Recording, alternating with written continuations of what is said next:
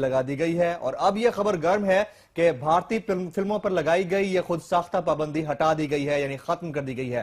وجہ کیا ہو سکتی ہے اس کی، اور کیا ہم معاشرتی طور پر اتنا کمزور ہو چکے ہیں کہ ہم اپنے کیے ہوئے فیصلوں پر قائم نہیں رہ سکتے؟ اس پر ہم بات کریں گے اوریہ صاحب سے۔ اوریہ صاحب یہ فرمائیے گا کیوں یہ پابندی ہٹائی گئی ہے، وجہ کیا ہو سکتی ہے؟ کیا دونوں خانز کی جو فلمیں آنے جا رہی ہیں اس سے فائدہ اٹھانے کے لیے اس پابندی کو ہٹایا گیا ہے؟ انڈین میڈیا تو آلریڈی کہتا ہے کہ یہ دونوں خانز پاکستان کے ہیں۔ What's your take on this, sir? دیکھیں، پاکستان کی جو فلم انڈسٹری میں اس وقت اس طرح کی صورتحال پیدا ہو گئی ہے۔ میں جہاں امریکہ میں ہوں، امریکہ میں یہاں پر ایک بندے نے جب ایمل کانسی کو میں نے پکڑ کے دیا تھا تو ایک بہت کمال بات کی تھی۔ اس نے کہا پاکستانی پیسے کے لیے اپنی My goodness. اور یہ ماں بیچنے جا رہے ہیں۔ اس زمین کو ماں کہتے ہو نا تم لوگ، اس زمین کے بارے میں وہ لوگ بکواس کرتے ہیں، ان کی فلمیں پاکستان کے بارے میں بکواس کرتی ہیں۔ انہوں نے آپ کی ایک فلم کو وہاں پر داخلے کی اجازت نہیں دی ہوئی، آپ کا ایک ٹیلی ویژن چینل وہاں نہیں کھل سکتا، آپ کی گفتگو وہاں نہیں ہو سکتی۔ لیکن کمال بے غیرتی ہے یہاں کی، چند روپوں کے لیے، چند سینما کے کاروبار کے لیے۔ اور سب سے بڑی بات یہ ہے، اس سینما کے مالک کون ہوتے ہیں؟ کھولنے والے اور بند کرنے والے۔ وزارت اطلاعات کس لیے بیٹھی ہوئی ہے؟ کنٹرول کس کے پاس ہے؟ نواز شریف کے تحت وزارت اطلاعات نہیں ہے؟ پرویز رشید کی جگہ وہ کون آ گئی ہیں محترمہ جو ہیں؟ مجھے تو نام بھی یاد نہیں آتا۔ مریم اورنگزیب صاحبہ، ان کو نہیں پتا یہ قانون میں نے بنانا ہے، یہ قانون حکومت نے بنانا ہے۔ جو لوگ آپ کے ایک چینل کو وہاں الاؤ نہیں کرتے، آپ چاہتے ہیں کہ اس ملک کے ساتھ آپ کاروباری ریلیشن شپ ہوں گے کم از کم اس سطح پہ اوپر۔ آپ کے جو چودھری رشید ہیں ان کو کیوں نکالا گیا تھا پیمرا سے؟ نواز شریف صاحب نے ایک دن ایک زی ٹی وی کے مینیجر کو وہاں بھیجا جی، اور زی ٹی وی کے مینیجر نے انہوں نے اپنی رپورٹ لکھی ہے، اس کے اندر انہوں نے چودھری رشید صاحب نے باقاعدہ لکھ کے بھیجا۔ انہوں نے کہا تھا کہ میرے پاس آئے کہ پرائم منسٹر سیکریٹریٹ سے انہوں نے کہا گیا ان کی بات سن لیں۔ جی جی مجھے یاد ہے، وہ میرے پاس آئے، وہ مجھے کہتا ہے میرے پاس آئے اور میں نے کہا جی بتائیے۔ انہوں نے کہا جی ہمیں 4 چینلز کی پرمیشن دے دیں پاکستان میں۔ کہتا جی میں نے کہا کہ اچھا ٹھیک ہے، آپ 4 چینلز کی پرمیشن ہم دینے کو تیار ہیں، آپ بھی ریسیپروسٹی کے تحت یعنی مقابلے میں آپ بھی انڈیا کے اندر 4 چینلز کی پرمیشن دے دیں۔ جی، ایک دم غصے میں کھڑے ہو گئے، او تم اتنی بڑی مارکیٹ لینا چاہتے ہو؟ میں نے کہا جی میرا ملک ہے، میں اس کے مفاد کے لیے کام کروں گا، تم نے پرائم منسٹر کی بات سے اس کو ریجیکٹ کیا ہے، ہم بچ جائیں گے۔ آپ اندازہ کریں وہ پرائم منسٹر سیکریٹریٹ گئے ہیں، چودھری رشید نے اپنا نوٹ لکھ کے پرائم منسٹر سیکریٹریٹ کو بھیجا ہے۔ اس وقت ایک سیکرٹری انفارمیشن ہوتے تھے، انہوں نے کہا یہ کیا کر دیا ہے، اگلے دن ان کو نوکری سے نکال دیا گیا، وہ عدالتوں میں گھومتے پھر رہے ہیں۔ مجھے یہ بتائیں ایسی نوکریوں سے انڈیا اپنے آفیشلز کو کیوں نہیں نکالتا ہے؟ ہمارے ہاں مصیبت تو یہ ہے کہ وہ کرکٹ کھیلنے کے لیے بھی ہمارے ساتھ بالکل ایگریڈ نہیں ہے، رضامند نہیں ہے، اور ہم وہ لوگ ہیں اتنا ذہنی طور پر پست ہو چکے ہیں۔ چلیں پابندی کو دوسری جانب ڈالیے، آپ یہ دیکھیے کہ گھروں میں بیٹھ کر ہم کیبل پہ کیا دیکھتے ہیں، ہم سی ڈیز پہ کیا دیکھتے ہیں، کیا ہم انڈین مواد نہیں دیکھتے؟ تو کیوں ہے ایسا کہ ہم ذہنی طور پر بھی اتنے پست ہو چکے ہیں؟ قانون کو تو چھوڑیے، ہمارے as a culture, as a society ہم کس حد تک پست ہو چکے ہیں؟ اور یہ سب اس کی وجہ یہ ہے کہ پاکستان کے ہال روڈ پہ رینبو پلازا میں ہمارا تاجر جو ہے اس کو ایک بدترین قسم کا پیٹ لگا ہوا ہے جی، وہ اس پیٹ سے پیسہ کمانا چاہتا ہے۔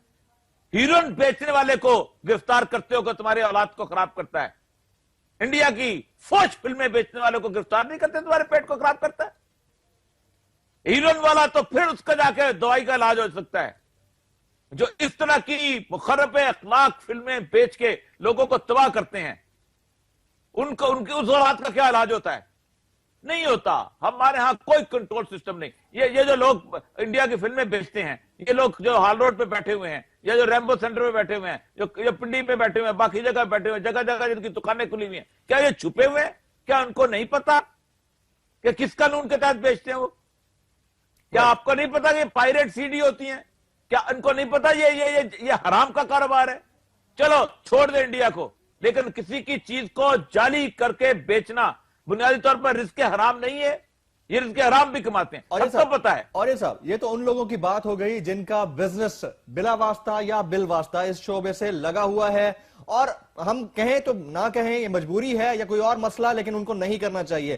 لیکن ایز اے نیشن میں آپ سے یہ جاننا چاہوں گا کہ کیا ہماری اقدار اتنی پست ہو چکی ہیں کہ ہم گھروں میں بیٹھ کر اگر ہمیں کوئی دو آپشنز دے کہ ایک جانب پاکستانی ڈراما ہے اور ایک جانب انڈین مووی ہے تو پریفرنس ہماری انڈین مووی ہی ہوگی؟ یہ اقدار کون بدلے گا؟ یہ ذہن کون بدلے گا؟ یہ ذہن سازی کون کرے گا؟ اور یہ سب یہ بھی تو افسوس کا مقام ہے۔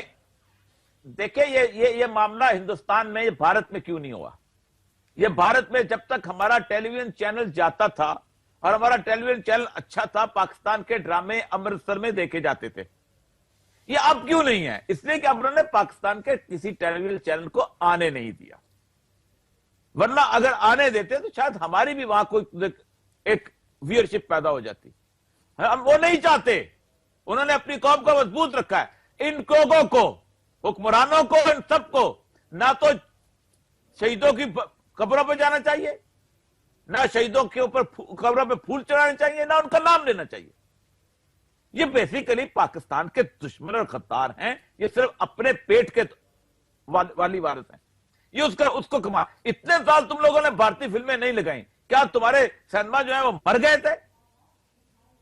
کیا تم تو خود میں نے 17 سال ڈرامہ لکھا ہے جی۔ پاکستان کے تمام اسٹوڈیوز، خواہ وہ شاہرون اسٹوڈیو، خواہ وہ باری اسٹوڈیو، چاہے کوئی اور اسٹوڈیو، اس کے اندر جہانوں کا راج ہے۔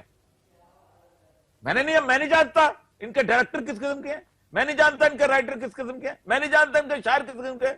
یہ جہالت کے لوگ، جہل میں، اور ان کو پیٹ اتنا بڑا لگا ہوا ہے کہ یہ چاہتے ہیں کہ خدا کے لیے کہیں ہم سے بے شک ہم کچھ کریں، ہمارے ہاں ہمارا پیسہ آنا چاہیے اور اس ملک کی عزت چلی جائے اور ملک کا وقار چلا جائے۔ میں پیٹریوٹزم یا حب الوطنی پر تو کوسچن نہیں کروں گا، لیکن اگر فیصلہ لینے کی قوت کی بات کی جائے تو ہم سے کہیں زیادہ مستقل مزاج بھارتی قوم ہے، جنہوں نے جب خانز کی فلموں کو بین کیا ہے تو بین کر کے دکھایا ہے۔ ان کی انتہا پسند تنظیموں نے جب کہا ہے کہ پاکستانیوں کو بین کرو تو بین کر کے دکھایا ہے۔ ہمارے ہاں یہ کس طرح کا کلچر ہے کہ ہم چند روپوں کے فائدے کو دیکھتے ہوئے اور ہمارے سینما مالکان اس فائدے کو دیکھتے ہوئے وہ فلموں پر سے بین ہٹا دیتے ہیں؟ کتنی افسوس کی بات ہے۔ کیا ہم ایک سال بھی اس پابندی کو مستقل مزاجی کے ساتھ برداشت نہیں کر پائے؟ ہم کس طرح کی قوم ہے؟ اور صاحب پہلی بات تو یہ ہے کہ یہ قوم ہے، یہ میرے لوگ ہیں۔ یہ جو ڈیفنس کے اندر اور باقی جگہ پہ یا کتنے لوگ فلم دیکھنے جاتے ہیں جس کو آپ پیسہ ہے؟ آپ کا 90% تو گاؤں میں رہتا ہے، اس بیچارے کو فلم کا پتہ نہیں ہوتا، وہ تو روکی زوکی کاٹا ہے۔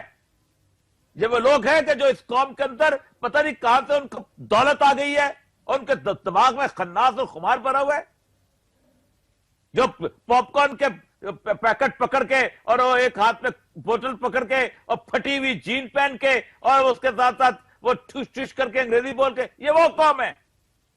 ان لوگوں کو کچھ دکھا دو۔ یہ وہ لوگ ہیں کہ جو پاکستان میں جب پاکستان پہ آفت آئے گی سب سے پہلے بھاگنے والے لوگ ہوں گے، جیسے وہ جانور بھاگتے ہیں نا، زلزلہ آتا ہے علاقہ چھوڑ کے، یہ ویسے بھاگنے والے لوگ ہیں۔ یہ وہ لوگ ہیں کہ جنہوں نے اپنے ایک حصہ جو ہے وہ جائیدادوں کا وہ باہر رکھا ہوتا ہے۔ ان کو انڈیا کی فلمیں دکھاؤ یا کوئی اور فلمیں دکھاؤ، ان کو کوئی فرق نہیں پڑتا۔ شیکسپیئر سے کسی نے ایک بار پوچھا تھا کہ آنے والے نسلوں کے لیے بہترین تحفہ کیا ہو سکتا ہے، تو اس نے کہا تھا کہ میری نظر میں آنے والی نسلوں کو اگر کچھ دینا ہے تو ان کو ان کا کلچر دے دو، ان کی معاشرت دے دو۔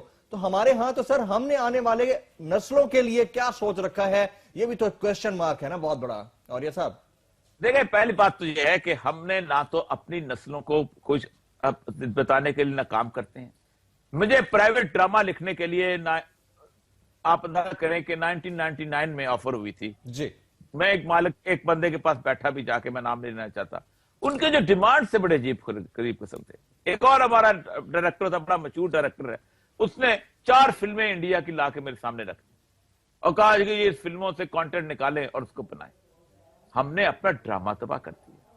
جس ڈرامہ میں کبھی شرافت کی باتیں ہوتی تھی، کبھی عزت و وقار کی باتیں ہوا کرتی تھیں، اب وہاں پر آپ نے بیوی اور خاوند کے آؤٹ سائڈ تک میرج آپ نے افیئر دکھانے شروع کر دی۔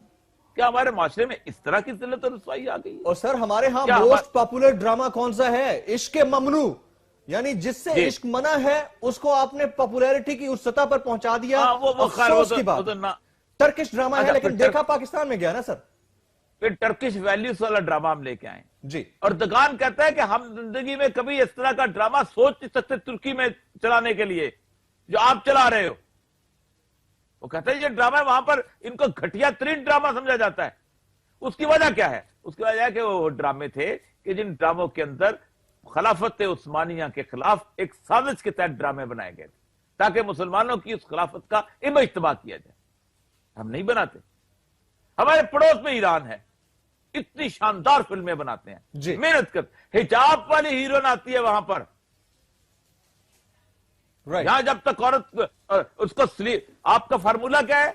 लंबी लंबी सड़कें होंगी, बड़ी बड़ी इमारतें होंगी, स्लीवलेस आपकी शर्टें होगी, 4 कुत्ते होंगे, 3 उकाब होंगे, 5 पजेरो होगी। ये आपका ड्रामा है।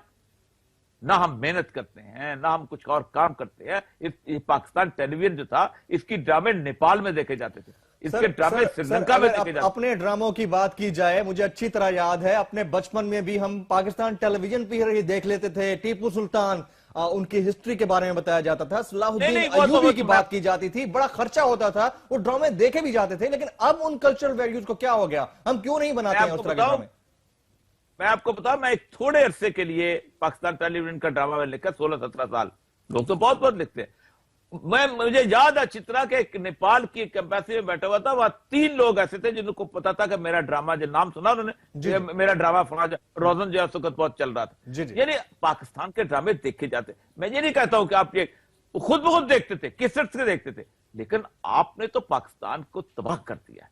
ना पाकिस्तान की कोई इंफॉर्मेशन वालों की कोई पॉलिसी है, ना हुकूमत की पॉलिसी है, और ये तो कारोबारी लोग हैं। तो औरिया साहब, ये जो बैन हटाया गया है इन फिल्मों पर से, भारतीय फिल्मों पर से, क्या गवर्नमेंट को फोर फ्रंट पे आना चाहिए या अपोजिशन को भी इस हवाले से फोर फ्रंट पे आते हुए बात करनी चाहिए कि जनाब क्या कर रहे हैं आप लोग?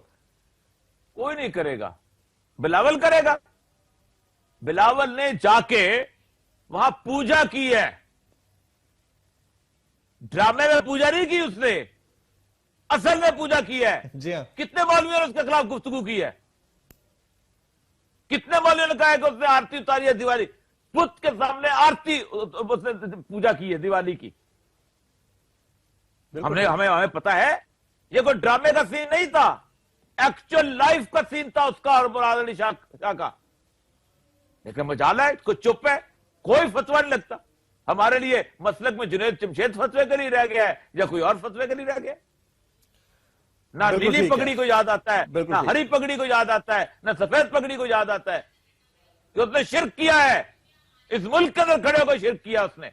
राइट। फतवे लगते हैं तो फिर मुसलमानों के लीडर्स के ऊपर लगते हैं, और मामलात ऐसे ही हैं। ये लोग बाहर निकले तो मामलात को देखा जा सकता है। खासतौर पर भारतीय फिल्मों का मामला इंतहाई संगीन है। और ये साहब के ये कमेंट्स थे। नाज़रीन, अगर आप फीडबैक देना चाहें तो फेसबुक और ट्विटर पर हमें ज्वाइन कर सकते हैं। आज के प्रोग्राम से जमील फारूकी और औरिया मकबूल जान को इजाजत दीजिएगा।